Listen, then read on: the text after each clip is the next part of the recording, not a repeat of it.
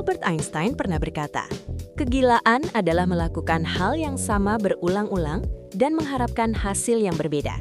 Tapi, tahukah Anda, dia hampir tidak bisa masuk universitas. Di video ini, kita akan membongkar rahasia di balik pemikiran paling revolusioner yang pernah ada.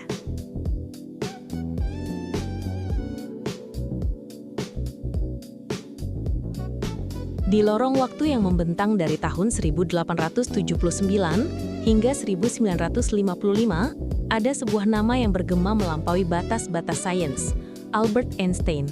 Seorang fisikawan teoretis kelahiran Jerman, ia bukan sekadar ilmuwan. Ia adalah seorang penjelajah yang berani, yang dengan kecerdasannya membuka tabir rahasia alam semesta. Namanya terukir abadi berkat pengembangan teori relativitas, sebuah kerangka pemikiran yang mengubah segalanya, dan pengakuan dunia melalui hadiah Nobel Fisika tahun 1921 atas penjelasannya tentang efek fotolistrik, sebuah fenomena yang sekilas sederhana, namun mengandung kunci menuju pemahaman baru. Bukan sekadar penemu, Einstein dianggap sebagai salah satu arsitek terpenting abad ke-20 yang dengan karyanya secara harfiah merevolusi pemahaman kita tentang apa itu ruang, waktu, gravitasi, bahkan esensi massa dan energi itu sendiri.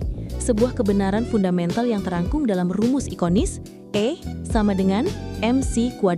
Sebuah rumus yang seperti bisikan kosmos mengungkapkan kesatuan mendalam antara materi dan cahaya. Namun, bayangan kelam politik tak luput menyentuh kehidupannya. Setelah menjadi sasaran pengejaran partai Nazi yang bengis, ia terpaksa meninggalkan tanah kelahirannya, mencari perlindungan di Amerika Serikat. Di sana, ia terus berkontribusi pada berbagai bidang fisika yang kompleks. Hingga akhirnya, tirai kehidupan sang jenius menutup pada tahun 1955.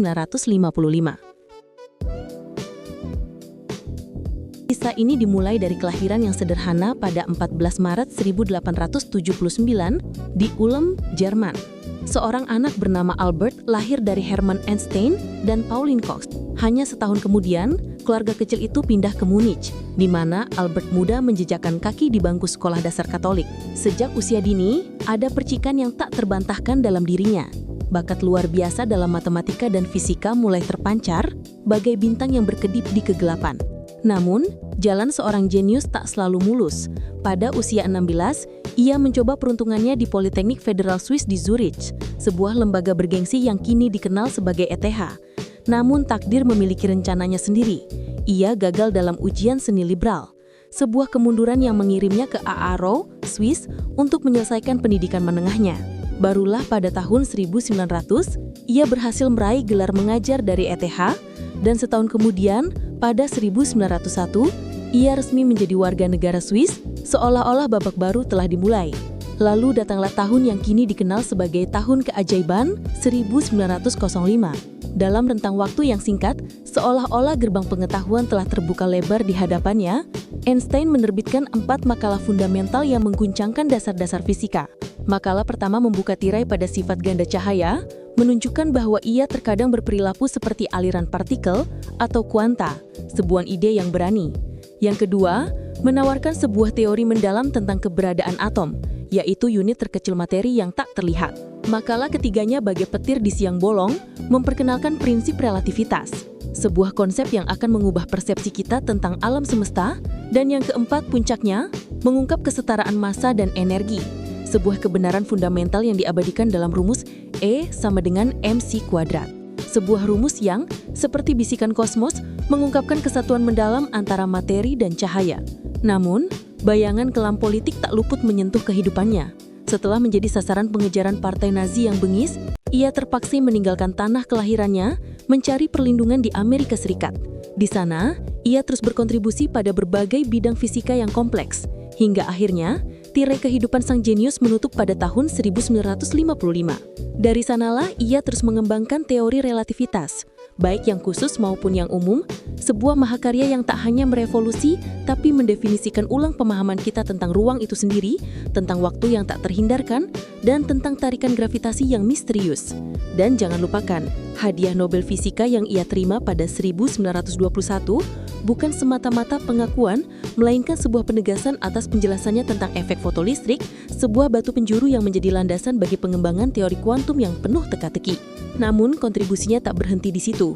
Jejaknya juga terukir jelas dalam mekanika kuantum, mekanika statistik, dan bahkan kosmologi. Sebuah bukti keluasan pikirannya yang tak terbatas.